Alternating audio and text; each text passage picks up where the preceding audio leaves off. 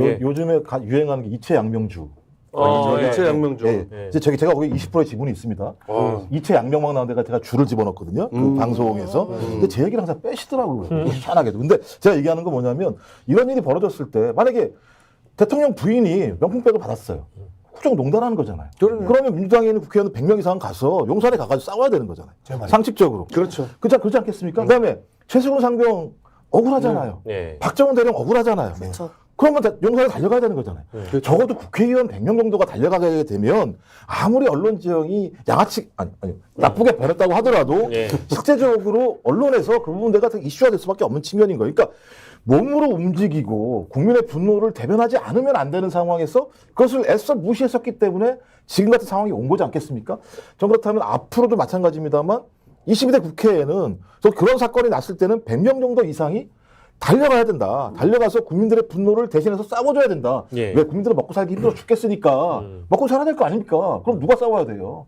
국민들이 뽑은 국회의원들과 싸워줘야 되는 건데 21대 잘 못한 거 제대로 못한 거잖아요. 좀 제발 좀 22대에는 그런 의원들이 많이 들어가셔서 그런 모습들을 보여주면 국민들이 마음은 시원해요. 근데 지금 마음도 답답한 거잖아요, 지금. 좀 제발 좀 그랬으면 좋겠습니다. 22대에는. 아니, 자기 당 대표가 살해에서 거의 죽음 직전까지 갔다 왔는데도 어떤 놈 한 놈 나서서 싸우지 않잖아요. 예, 이런 사람들 진짜. 근데 그런 사람들 다 보니까 단수공천 됐더라고. 아이고. 근데 가만 안 놔둘까 하여튼. 예. 참 뭐랄까 그 마지막 질문은 이렇게 드리면 좋을 것 같은데요. 사실은 오늘 저희가 주제를 삼으려고 했다가 들어가진 않았는데 결과적으로는 오늘 법무부가 그 이종섭 전 장관에 대한 출국 금지를 해제 결정을 했습니다. 이제 이런 그 사안들이 국민들이 사실 정치에 기대고 그 효능감을 느끼기 위해서는 이런 사안들에 대해서 비판해주고 움직이고 행동하는 정치인이 필요한 건데 지금 또 선거 국면이다 보니까 여기에 몰입하지 못하고 있는 측면은 그 현실적인 한계라고 이해를 하더라도 뭔가 이 민주당에게 아쉬움, 범야권의 기대는 그 아쉬움 이런 것들이 많이 있는 건 사실이거든요. 우리 정치가 보여줘야 되는 그런 숙제들이 여전한 것 같아요. 지금 상황에서도. 임세영 부대변인께는 뭐 어떤 말씀 주시겠습니까? 그러니까 지금까지 이제 윤석열 정권 2년 동안 너무나도 수많은 탄핵 사유를 정립을 했거든요. 사실 건건마다 가장 최근에 이제 국민들이 가장 바로 와닿는 건 그 디올백 사건이잖아요. 그러면 이런 건들이 하나하나 정립이 됐는데 그때마다 마무리를 쫙쫙쫙쫙 져줘야 돼요. 그게 이제 의원들이 해야 될 일들이거든요. 예를 들면 후쿠시마 오염수 같은 것도 잡아가가지고 뭐 일본 대사관을 뒤지든가 뭔가 해야 되는 거고 뭐 그동안에 뭐 외교 문제라든가 엘리자베스 여왕 망간 거 다 그때마다 잡아가지고 마무리를 딱딱딱 지어줘야 국민께서 효능감을 느끼는 건데 예를 들어 디올백 같은 것도 지금 이미 인지하고 있는 거 아니에요? 대통령실에서? 대통령마저? 그럼 그거 자체가 헌법 법 위반이잖아요. 법 위반 사유. 그럼 빨리 운영위 소집해서 뭐 거기 대통령실 나오라고 하고 뭐 선물 보관 창고 있다고 하면 거기 가서 뒤져야죠. 이런 걸 하라고 국민이 명령하고 있는 건데 디올백 나왔네? 끝. 이러니까 국민이 답답해하는 겁니다. 그러니까 이제 이 부분이에요. 예를 들어서 디올백 문제가 나왔다. 그다음에 이종섭 그 출국 금지 조치 해제가 됐다라고 하면 일단 디올백에 대해서 더불어민주당이 그 폭로한 게 아니에요. 소리에서 박영식이 그 폭로인 거예요. 그 박영식의 방송에서 터지고 임세현이 옆에서 계속해서 해설을 하면서 터뜨렸던 게 디올백이란 말이에요. 자, 이랬을 때 국회의원이 디올백에 대해서 가장 정확하게 알고 그리고 전문성을 가지고 끝까지 추적한 사람이 있나요? 없어요. 자, 양평 고속도로가 중간에 의제가 죽어버렸던 결정적인 이유가 뭐예요? 집요하게 양평 고속도로, 김건희 고속도로에 대해서 붙어서 끌고 가고 끊임없이 이슈화를 하고 새로운 사실을 발견해내고 그리고 간담회를 열고 토론회를 열고 하면서 사건들을 만들어가면서 이 부분에 대해서 원희룡이 항복할 때까지 끌고 갔어야 되는데 그렇게 끌고 가는 사람도 없었어요. 자, 이번에 출국금지 해제 조치 지금 말 그대로 뜻밖 좋은 단수 공천 받았던 사람들이 이 부분에 대해서 붙어줘야 되거든요. 정태호 같은 사람들이 붙어줘야 돼요. 그런 사람들이 붙어줘서 이 문제가 국민들이 알게 해야 돼. 웬통 더불어민주당 최고위원회의 최고위원들만 이야기하고 있고 나는 그들 최고위원들 외에 국회 기자회견장에 나와서 단독으로 이 문제에 대해서 그 정리하고 치고 나가고 기사거리를 만들어내고 여론을 만들어내고 그리고 그 여론을 만들어내는 과정에 있어서 각종 유튜브들이 그 이야기를 인용하면서 새로운 것들을 또 확산해내고 하면서 정치적 압박을 하고 그리고 잘못된 걸 바로잡으려고 하는 이러한 집요함들이 없는 것 더불어 나서는 놈이 없는 거야.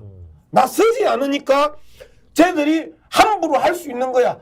다른 이슈로 빨리 현재 이슈를 덮으려고 하는 이런 그 기본적인 언론 플레이의 정석들이 통하게 만들었던 게 더불어민주당의 매갈이 없는 국회의원들이었다는 거예요. 네. 그래서 제가 저희들이 이게 윤석열 정권은 가만히 있으면 우리가 이야기 안 해도 계속해서 사고를 쳐요. 그러면 문제는 사고가 났었을 때 야당입니다. 네. 집권 여당이 아니라고요. 야당은 명확하게 집권 여당을 견제하고 그 견제에 대해서 반응이 없으면 심판하고 탄핵하고 타도하는 겁니다.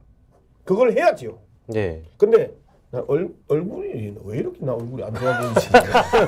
마지막에는 뭔가 항상 개그 한 스푼을 또 얻으시려고. 하면 그런 좀 하지 마세요. 너무 좀 강박관념이 있으신 것 같아요. 예능을 넣어야 된다라고.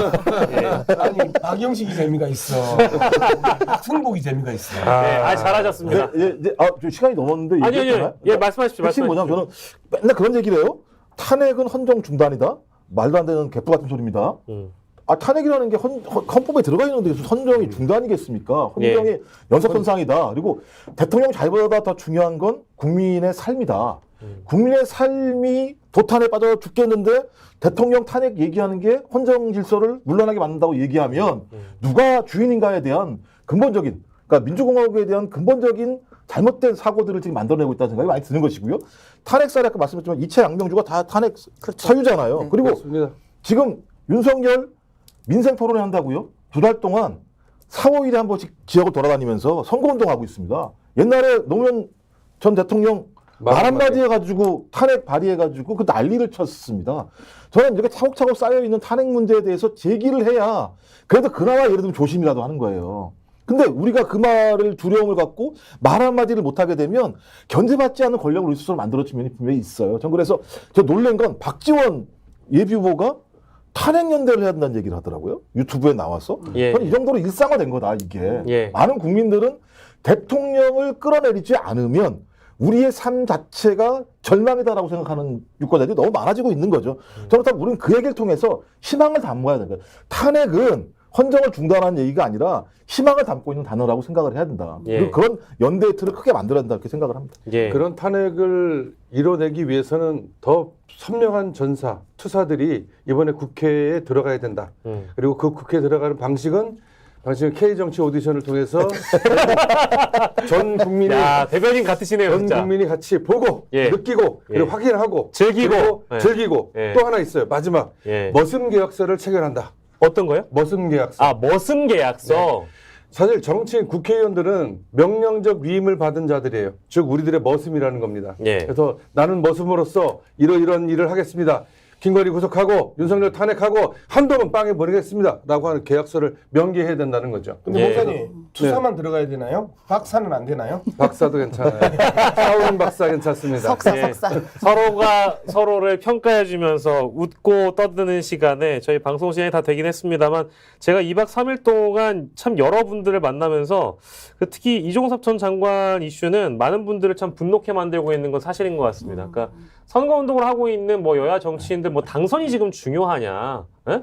생떼 같은 아들을 국방의 의무를 하겠다고 보내서 그 부모가 10년 만에 시험관으로 가진 아들을 잃었어요. 그럼 그 부모는 이 땅에서 살겠습니까? 저 같으면 여기서 못 살아요. 근데 그 핵심 피의자를 대통령이 직접 호주대사로 임명해서 보낸다는 겁니다. 법무부는 거기에 오케이를 해줬어요. 이런 나라에서 살고 싶은 부모가 있겠습니까? 그렇기 때문에 이 정치의 효능감을 느끼게 만들려면 결과적으로는 이 견제할 수 있는, 심판할 수 있는 범야권과 범야권 문제도 아닙니다. 국회가 정부를 견제해주고 심판해줘야 되는데 그 역할을 못하기 때문에 지금 당선이 중요하냐라고 지금 현 의원들한테 지금 비판을 하고 있는 겁니다. 이게 좀 박영식 파이팅. 우리가 주변에 이제 예. 머리도 텅 비고 기억력도 얼마 안 되고 맨날 술만 먹고 먹을 거만 좋아하고 가방 같은 거 턱턱 받는 사람 주변에 있을 수 있어요. 나 아니야. 네. 나 아니야.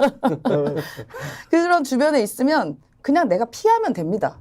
그런데 그런 사람이 권력을 갖고 있으니까 지금 불행한 거 아니겠어요, 우리가? 그럼 이 권력을 제대로 견제하고 65%가 지지하지 않는 이 세력을 모아서 이 65%의 국민을 믿으라니까요. 그걸 믿고 견제를 해야 되는 거 아니겠습니까? 그런데 그 본인의 임무를 해태한다? 그거에 대해서 국민이 분노를 하고 있는 거니 제발 다음 국회에서는 이런 국민의 분노를 잘 담아서 65% 국민을 믿고 열심히 투쟁했으면 좋겠습니다. 부모님 부탁드립니다. 뭐 다른 방송사에 와서 예. 서울의 소리를 광고하는 건 좀 민망하긴 하지만 아니 이건 굉장히 방송의 혁신적인데요? 이번 주 일요일 날 여러분 그 서울의 소리 오후에 저녁 시간대 한번 시청해 주시면 아마 여러분 깜짝 놀란 것도 우리 최재형 목사 제가 요즘 최재형 목사님하고 매주 화요일마다 3시에 매화쇼라고 하는 프로그램을 진행하고 있습니다. 고품격이네. 매화쇼. 그리고 또 하나는 서울의 소리 깃발이 흩날리는 한강진역 2번 출구에서 김건희 구속을 위한 무기한 동성을 제가 오늘까지 75일째 지킴이로 하고 있습니다. 여러분 그래서 혹시 그 한강진역 지나시면 와서 빵끝 웃어주시면 제가 더 열심히 싸우겠습니다. 예.